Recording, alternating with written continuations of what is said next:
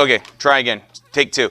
Anyway, like I was saying, today's lesson, just like yesterday's lesson, only difference is now we're going to be doing all of this exponential function stuff and how it relates to our sequences. Okay, so the first thing that we need to do is we need to fill out this table. But without having scale on this thing between the tens, it's kind of hard. At least it is for me. So what I'm going to do, instead of trying to pull my y values, let's call them y values, off of here, instead I would rather figure out what r is, which is part of part b anyway, and then use r to get from each term to the next. Let me remind you though, if you would like to find the common ratio, it is any term divided by the one before it. And since we happen to know the first two terms, we can use them to see that r is 1/2. So we've actually started part B now. Now all we need to do is multiply by 1/2 over and over and over again. 32 times 1/2, that's the same thing as saying half of 32. 16, cut it in half. 8, cut it in half. 4, yep. Cut it in half 2, cut it in half 1. This 8 got sloppy. There we go. Easy peasy lemon squeezy. The general term for a sub n, just reminding you what it would have looked like, is a sub 1 times r to the n minus 1. Please have that formula memorized. So we'll just fill out what we have. We know a1 is 64. We know r is 1/2. Done. Finished. Ta-da! It says use the information from part B to write an exponential function that corresponds to the nth term expression. That means this one.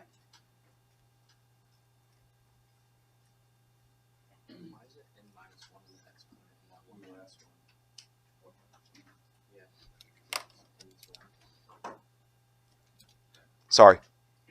That was supposed to be a sub n equals. Because that was the general term.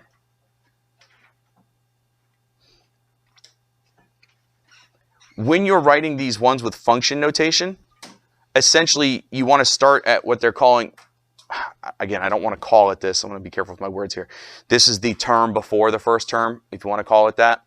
In real world examples, this is often referred to as the initial value, like what you started the bank account with, or the number of bacteria that the experiment began with before 1 unit of time went by or 1 month of savings occurred on the savings account. So it's often called the initial amount, but it is not a sub 1. Okay. Anyway, and you know what? It did say function, so instead of saying a of n, let's say f of n. There we go. Because it does say function. F of n is, oh, I guess we better figure out what a sub 0 would have been. 128? Yeah, how'd you get that number though? 64 times 2. So if you're multiplying by 1/2 to go to the right, you must be multiplying by 2 to go to the left. So yeah, you just need a double 64, and it got us to a sub 0 as 128. So our function notation for this would be 128 times 1/2 to the n, just like that. Ta-da! So like I said, it's just like yesterday. Just writing f of n instead of a sub n. I hope you think that's easy. If you have any questions for me, yeah. Is the formula, are those two formulas the same? Well, they're essentially the same, yes. Think about it like this. If I back the term up by 1, then I need to increase the exponent by 1, because now I need 1 more r to get back to the same spot. No. This one went backwards, so this one goes forwards. N minus 1 goes up to n. Subtract 1 from this, add 1 to that. N minus 1 plus 1, the minus 1 and the plus 1 cancel. So you just get n. So because I re-indexed the beginning, subtracting 1 here adds 1 there. Just like subtracting 3 here would have added 3 there. Okay. Now we're going to do essentially the same thing, but I don't know the first and second term, so I don't instantly know what r is. I do have to work for it a little bit more. How many r's are used to get from term 1 to term 3? 2. If I set this formula up, it's going to have an r squared in it, right? And eventually I'm going to have to take the square root of both sides, correct? Can you remember back to your algebra days why I might be a little leery about taking the square root of both sides? Plus or minus. Because if you didn't know this number right here, let's say you had no information right here, you would have no way of knowing if your common ratio is positive or negative. That's not enough information. However, how many r's does this movement take? 3. And the cube root of a positive number is a positive number. So I'm going to do that. Essentially, it's going to boil down to this. If you can avoid r to an even power when you're solving for r, please avoid it. Unless you're told r is positive for sure or r is negative for sure, then by all means go for it. But if you're not told and you don't have more information, well, r could be positive, r could be negative. All right? So like I said, I'm going to go with A3 and A6. That way I'm dealing with an r cubed. We know that a sub 6 is a sub 3 times r to the third because there are 3 terms between A3 and A6. Fill out the information. 9 over 2 equals a sub 3, which is 36, r cubed. Instead of saying divide by 36, what I'm going to say is multiply by 1 over 36. On the right side, I have r cubed by itself. So I'm just going to write it on the left. On this side, I get 9 over 72, which does reduce to 1/8. Oh, r cubed is 1/8. So you can get r alone now by taking the cubed root. Again, the reason why we chose to do it this way is because the cube root of a positive number is a positive number. You just cube root the 1, cube root the 8, and you get that r equals 1/2. Oh, it's the exact same r as it was in the first example. I'm going to go ahead and apologize in advance. In every example, r is either 2 or 1/2 in the notes. That's really boring, but the reason why that's done is because it makes it easier to get through the math. You don't have ugly r's. Well, almost every example. One of them it's not. But for the most part, you get 1/2s and 2s a lot because it makes it so you can work without a calculator often. Anywho, let me go ahead and fill this thing out, and then we will write down our domain and our range. Half of 144 is 72. Half of 72 is 36. Half of 36 is 18. Half of 18 is 9. And now we're just multiplying by 1 over 2. So I get 9 over 2, then 9 over 4, then 9 over 8, then 9 over 16, so on and so forth. The domain is just the numbers in set notation 1 through 7.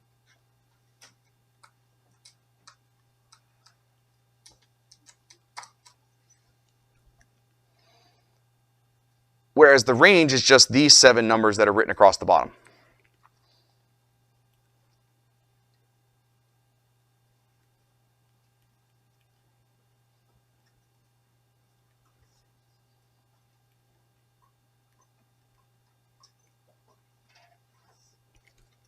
There.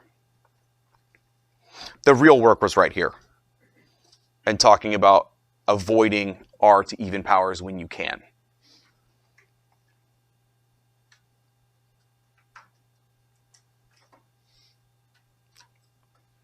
Yes? Did you multiply by 1 over 36 to cancel out 36? Yes. Okay. Instead of saying divide by 36, because I already had a fraction, so divide by 36 is a little confusing. So yeah, so I just multiplied by the reciprocal instead. Yep. Wouldn't you tell that the rate would have been Positive? because there's a 10-1-6? No. Again, the only reason why you would have known is because from here to here is 5 r's. So you would have done a 5th root and solved. Or you could have just big brained your way through it and asked yourself, could it have been negative? So you would have gone negative, positive, negative, positive, negative. Oh, it can't be negative. You could have done it that way if that's what you mean. Well, you could do that. That too. Just trying to give you tips and tricks and stuff for when you're taking tests.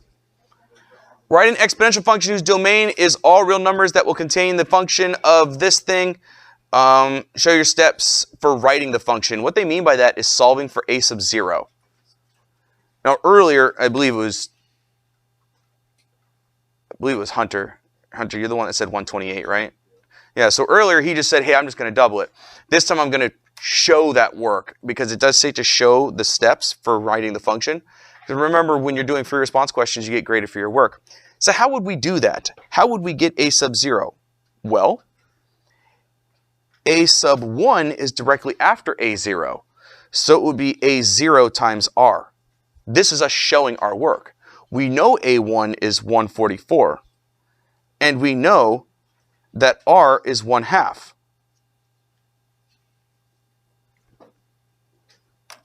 Then just double both sides to get a sub 0 as 288. That will allow you to write your function version of this, which again is this, a0rn.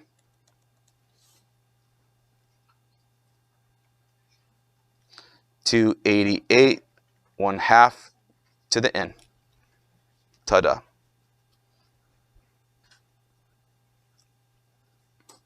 Yeah.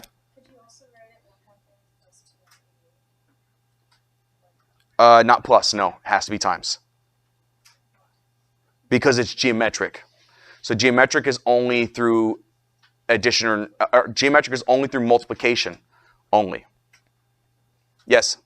So then how do you know which equation to use? Meaning this one or this one? Yeah. It doesn't matter. Okay. It's completely up to you. It's just that this is the one you see more often in real world scenarios. Initial amount, rate, and then a number of times an event has occurred. Okay. This is more common in the real world. But either way, I'll have the same answer. It's the same answer. You just need to be comfortable being able to manipulate to go between the two. Okay.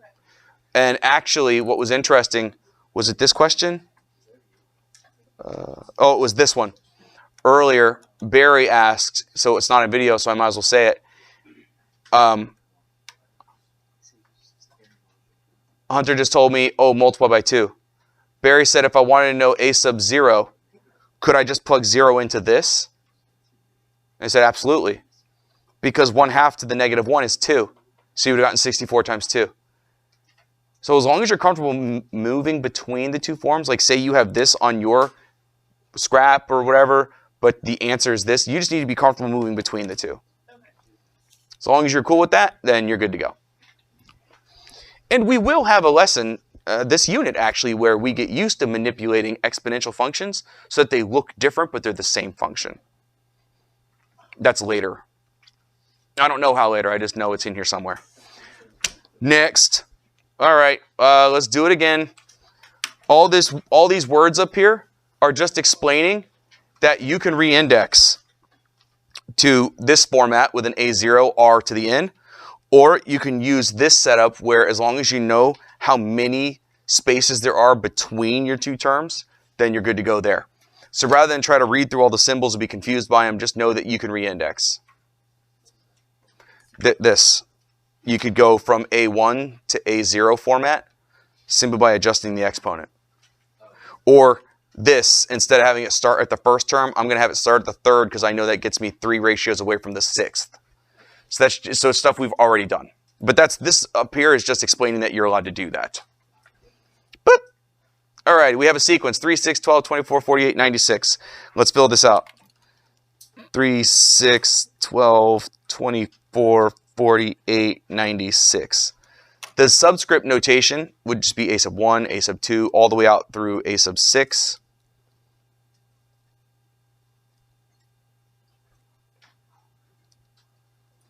And down here we're going to have a sub n, like that.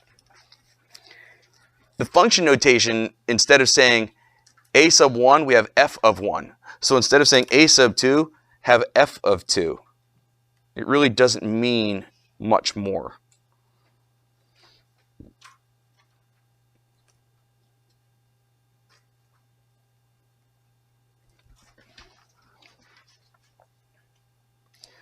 typically something called subscript notation would have the n minus 1.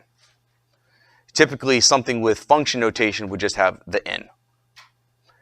It really doesn't matter though. So our subscript notation, this is the general term. I did that one in blue, so I'll write the formula in blue for that. A sub n is a sub 1, which is 3. The ratio, oh, I need to know the common ratio. Let's see, 3 to 6, 6 to 12. What is the common ratio?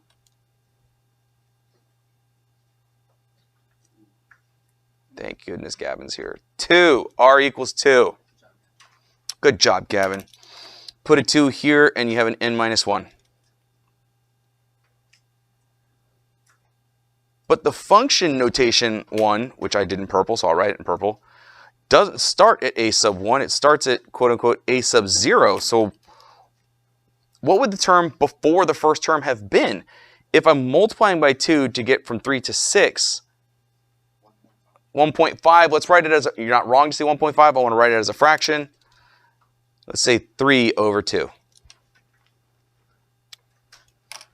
So a sub 0, r to the n.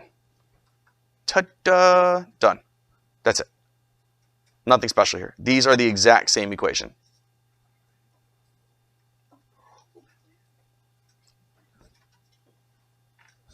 Calm, cool, collected. What? No, okay, I'll wiggle my head. No, I don't want to move my head. Meanie. She said I have a big head. You didn't have to say it with your mouth. You said it with your eyes. She said I have a big head. Okay. We ready for next? Next examples? Will anybody panic if I slide the paper? Tell you what, I'll make it so you can still see the answers to the last one. Oh, okay, she was kidding. Here we have an explicit formula. Interestingly, this is not a sub n, this is a of n. So this is a version of function notation, but whatever. If you want to know the first 6 terms, you got to know the first term. What do you do if you want to know term 1? You plug in 1, yeah. A of 1, which is the same as a sub 1. Let's see. A of 1, which is a sub 1, which is a of 1, is 6 times 1/2 to the 1 minus 1. That's 6 times 1/2 to the 0. Well, what's 1/2 to the 0 equal? 1. So this actually just says 6. Oh, our first term is 6. Just looking at the equation, what's the common ratio? 1/2. There it is. It's the thing with a power on it. All right. Your first 6 terms. 6 over 2, which is 3, then 3 over 2, then 3 over 4. See, I'm just doubling the bottom each time. 3 over 8, and 3 over 16.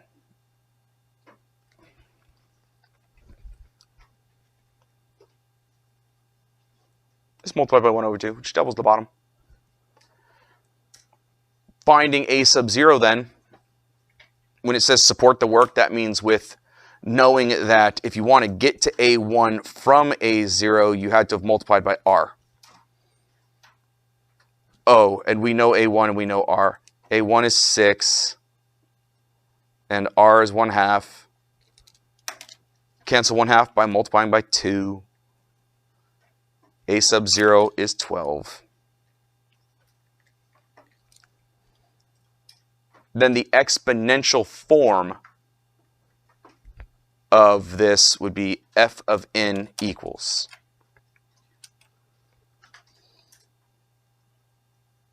A0 R to the n. Ta-da!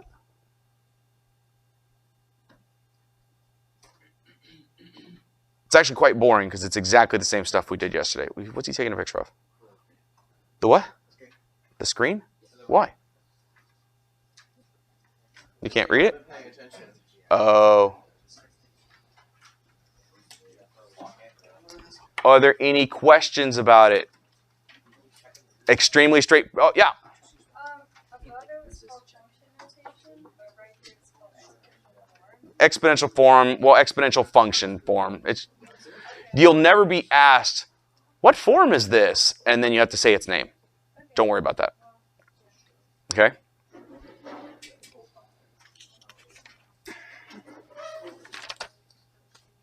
Number 13.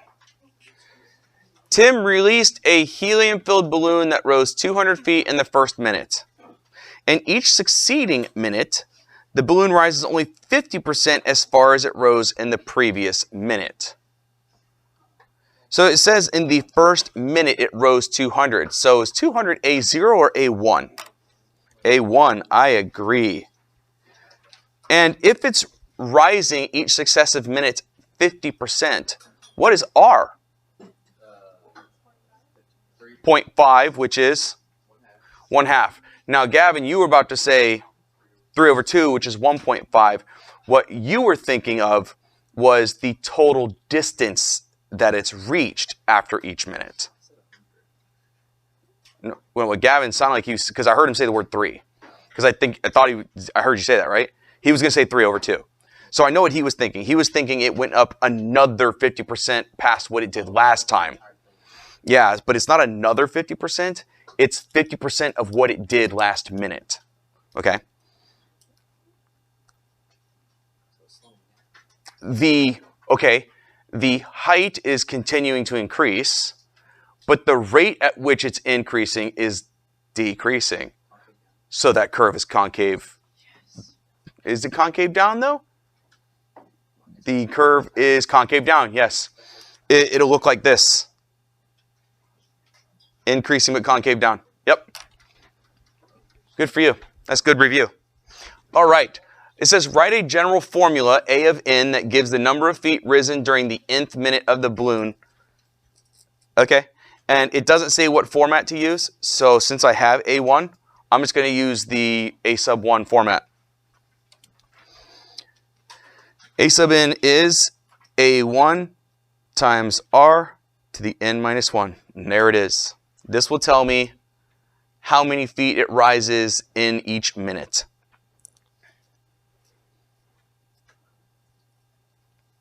For this next one, what's that? 1, 2, 3, 4, 5, 6, 7, and 8, yes. But what is R? 1/2. So what we're going to do then is let's fill out our table. Half of 200 is 100, half of 100 is 50, half of 50 is 25. Half of 25, you could say 25/2, or you could say 12.5. Let's use the fraction, 25/2. Half of that's 25/4, which is what?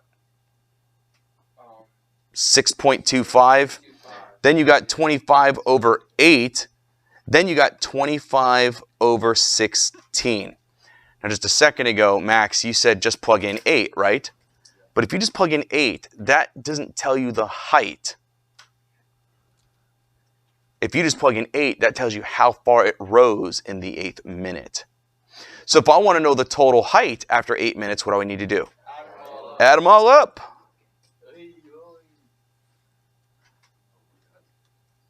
Don't worry, I'll save you. You're welcome.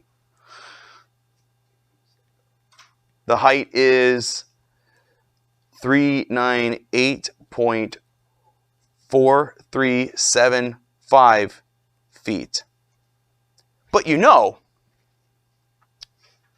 this isn't the first time that we've come across a question where we were asked to add up the terms of a sequence, is it? It's the first time in the notes. But you were asked to do one in the homework with that stack of logs question, and you had to add up 30 numbers, and that really sucks, right? Yes, Mr. M. Okay, here's what I need from you. I need you to go back to your notes in section 1, the last example in 2.1a. I need you to go to the last example in 2.1a. That was this example, the one about the seats in the stadium. Did we get that example done? Oh, we didn't? No, we never did it. Well, then let's do it right now. A little bonus material in this video, right? So don't worry about how many total right now. Let's do the question the way it asked. switching gears, this is arithmetic. So switching gears, this is arithmetic. The number of seats in the first 16 rows form an arithmetic sequence. There are 20 seats in row 1, 23 in row 2. So if there's 20 in row 1 and 23 in row 2 and it's arithmetic, what is the common difference? The common difference is 3, so we know that. This is the last example of 2-1a. The common difference is 3. It asks us to find the number of seats in row 16. What I would do is I would write a formula. A sub 1 plus n minus 1 times d, right? Well, we know n is going to be 16 because it's talking about row 16. We know a sub 1 is 20. That was given to us. 16 minus 1 is 15, and the common difference is 3. So you get 20 plus 45. It's actually a very boring question. 65 seats. But what if, so that was the example you didn't get to see, and that's why I didn't mind not doing it, because it was just like everything we had already done. But what if the question had said, how many seats are there in total in this tiny arena? What you could do is add up all 16 terms. But that would suck, wouldn't it? Now, there's a pattern to arithmetics, and I think I showed you guys the pattern, where you add the first one and the last one, and then the second one and the second to last, and then the third one and the third to last, because that sum happens over and over and over and over again. Here is the formula for that. It is not part of the AP curriculum as far as I know, so you don't have to have it memorized. I say you don't have to have it memorized, but man, do you want to. Especially if you're going into IB, because I'm going to assume you have learned it and mastered it. And if you are my IB student in 2 years, I'm going to blaze through that material and go, well, you've already learned this stuff, so we're going to go fast. My IB seniors just dealt with that. Here is how you add up the terms of an arithmetic sequence. S sub n, meaning the sum of. You remember this from what? Last year. What was last year? Algebra 2 honors? Yeah. Who'd you have? Stenson, because my IB student said that Stenson didn't show them that. I remember this. I'm getting them. Well, the formula is n over 2 times a1 plus an. Or I should say, one of the formulas is that. Because there's another version of it. This one's great to use when you know the last term and the number of terms, because it's easy. But you know we have a formula for a sub n. By golly, it's right here. See it? Right here? Why are you all looking over there? It's just someone opening the door. Look over here. Hey, right here. All right. So here's a sub n. If you took this and substituted it in right here, you'd have a1 plus n minus 1 times d. So you would have like terms that get to combine. And since I don't like seeing parentheses inside parentheses, I'm going to use brackets. But you would have 2a1 plus n minus 1 times d. But because there's already an a1 here, and if you substituted this statement in for an, you'd have a1 plus n minus 1 times d. So you'd get like terms. So if the question said, how many total seats would there be, you could use either formula. But since we already know how many seats are at the end, I'm going to use this formula right here. The sum of all the seats in all 16 rows is 16 over 2, the first term, the last term. So 8 times 85, that's 640 plus 40, is that 680?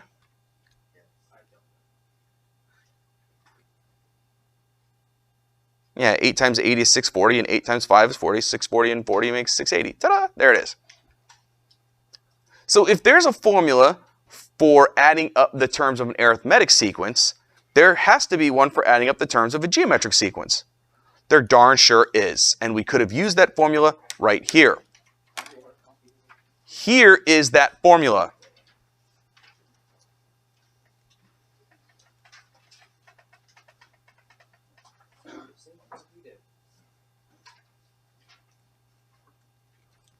There's the formula.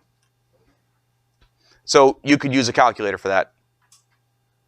A1 is 200.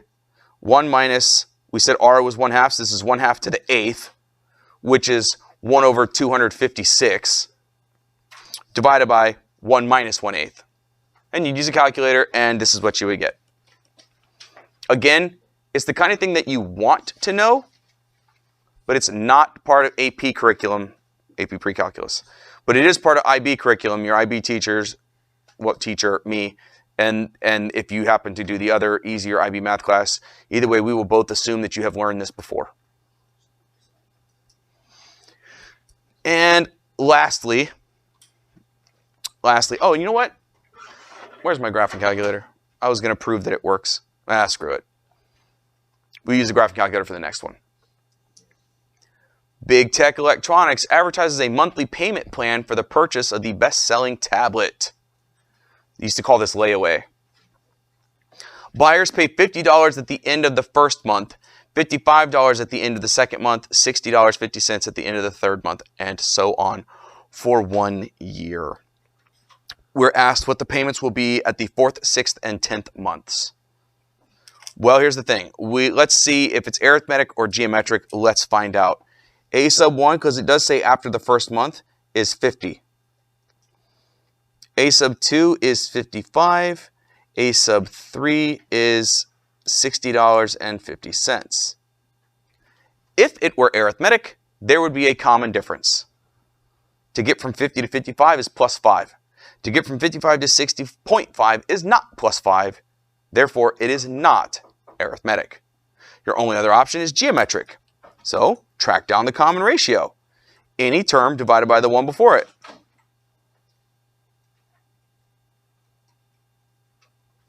You'll get 1.1. You then grab your calculator and you do 55 times 1.1 and you would get 60.5. Lo and behold, it is geometric. You know A1 and you know R. Your formula then, AN is 50 times 1.1 raised to the n minus 1. All you have to do to find the 4th, 6th, and 10th month payments is substitute in the numbers 4, 6, and 10. Since it's money, I'll do it in green. A sub 4 is 50 times 1.1 to the 4 minus 1, 3. I'm assuming everybody in the room knows how to use a calculator. That will get you to $66.55. Hey, since we're using money, how many decimals should I always be rounding to? 2 decimals. Just making sure we're all aware of that. A sub 6, 50 times 1.1 raised to the 6 minus 1, which is 5. Again, you would grab your calculator, you'd get to tippy typing on there, and you would get $80.53. Lastly, A sub 10, 50 times 1.1 raised to the 10 minus 1, the 9. Your calculator will give you 117.90. Now that's great and all. But you see, I still don't know what I don't know what all of the payments are. For this next question, it says, how much does the customer pay for the tablet overall? The brute force method is figure out how much was on the 5th, 7th, 8th, 9th, 11th, and 12th months and add up all 12 numbers. The more elegant way of doing it is by using this formula, which would add up the 12 payments for you. So I want to use that formula. S sub 12, because it does say it's only 1 year's worth of payments, A1, 1 minus R, which will be 1.1, raised to the n, which was 12, all over 1 minus R. And again, since it's money, you guys have already told me, 2 decimals. What you get is $1,069.21. Interestingly enough, someone in 7th period went through and found all 12 numbers rounded to 2 decimals, and added them all up. And the answer that he got after rounding all 12 of the answers was $1,069.24. So it was only off by a little bit. I guess the natural question asked after that is, well, should I use the formula or should I round them all and add them up? The answer is, it's not part of the curriculum. So you won't be asked to do that. But if it did ask you to, this is much more accurate than rounding 12 times and adding up the 12 answers. Yes, Cooper? So if there's a question like this on a test, the answer would like it be multiple choice. And if it was multiple choice, you wouldn't have 1069.21 and 1069.24 because there'd be no reason to punish a student like that. Yeah.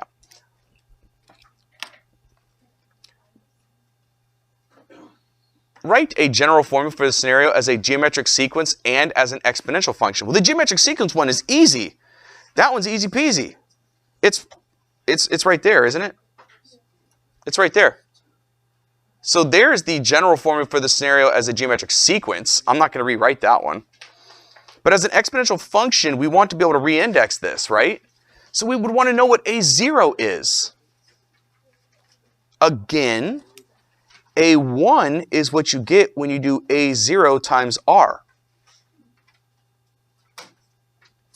Well, A1 is 50. And R was 1.1.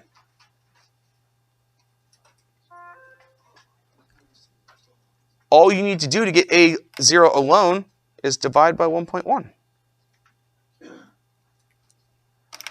And what you get is A sub 0 is 45.45.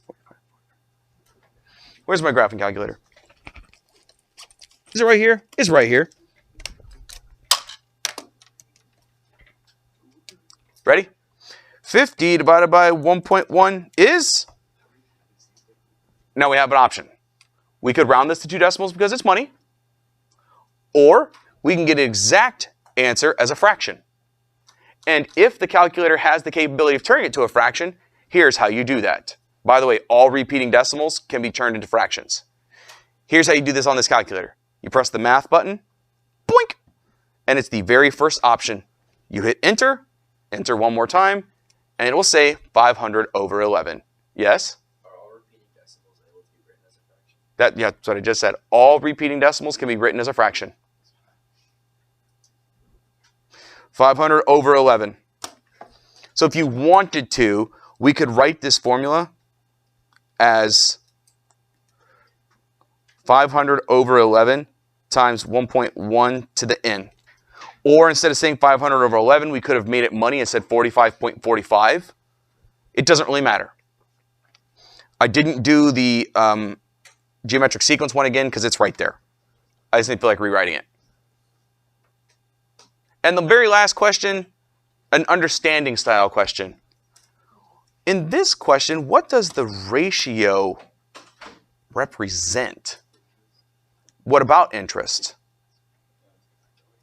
By how much is it going up? 0.1, so percentage would be 10%. So why is it 1.1? Because it's adding on. It's adding on the 10% interest. So what we have here is the loan payment, the R equals 1.1 is 110%. So loan payment, which is the 1, plus, and you could say interest or taxes, whatever you want it to be. It's probably interest. But that's it. I think that's it.